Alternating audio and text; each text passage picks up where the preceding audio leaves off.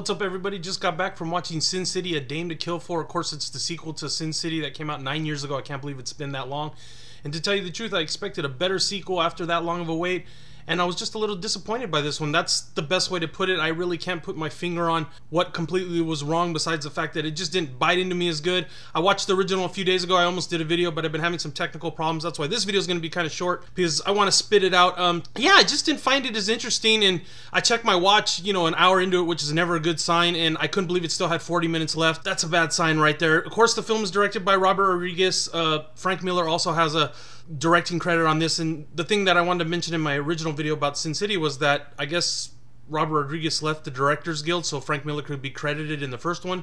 And you know, basically the first one is, you know, this is what Robert Rodriguez said, is that he did the storyboards, and yeah, I mean, for the movie, and he wrote the whole damn thing. It's shot for shot, the first one especially. This one wasn't as good. The contrast, the way they processed it, just didn't seem as good as the first one. The first one was more black and white. This one had a lot of gray tones, and you could tell it was definitely some of Frank Miller's artwork in there, you know, some definite shots from the graphic novels the way I remember them, but it just wasn't as good, and there was a lot of things that took me out of it. You know, Minute, obviously, Michael Clark Duncan died, so Minute was played by the insurance guy, State Farm guy. I don't know what his real name is, I'm sorry. But yeah, that took me out of it right away. And then Josh Brolin's character is Dwight from the first movie, and I wish they would have just got Clive Owen to play the second part, because, you know, he has like a, I don't want to give a spoiler, but he changes throughout the movie. His appearance, it looked like they tried to make Josh Brolin look like Clive Owen, and it was just horrible looking makeup.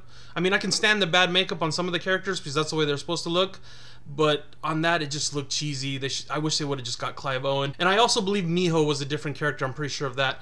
Just those things just took me out of it. That's what bugged me. The stories weren't that bad. I like the Joseph Gordon-Levitt one. I thought that was a pretty cool story. And I do remember some of the stories from the book. But, you know, Jessica Alba, anytime she's got a lot of screen time, it's not good. I don't know, yeah.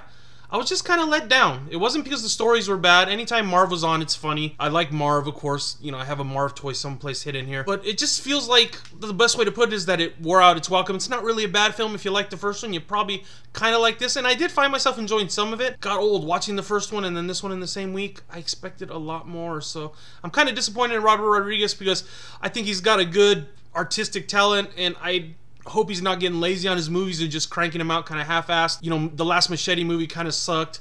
I hope he finds a project to put more quality into. I thought this was going to be it, and it was kind of on par with, you know, Machete 2, which I'll give this movie a 3 out of 5 because, you know, it's a decent rental. I wouldn't go to the theater and pay the price. Definitely a 3 out of 5. It's okay, but like I said, Sin City wore out its welcome. Hopefully they won't make a third one, or if they do, they really make it a quality and just put more into it. Don't make it so dull. This one just seemed a little dull. What's your favorite character in Sin City? What's your favorite story? Let me know down below. Did you like this one better than the first one? I thought the first one was pretty much perfect for what it was. I thought it summed up the entire graphic novels that I had read. That's the feeling I had when I originally watched it in theaters. That's the feeling I had last week when I watched it. This one, like I said, just came in a little below par. What do you think about Robert Rodriguez's films in general? And I'll see you guys soon. All right, guys. Bye.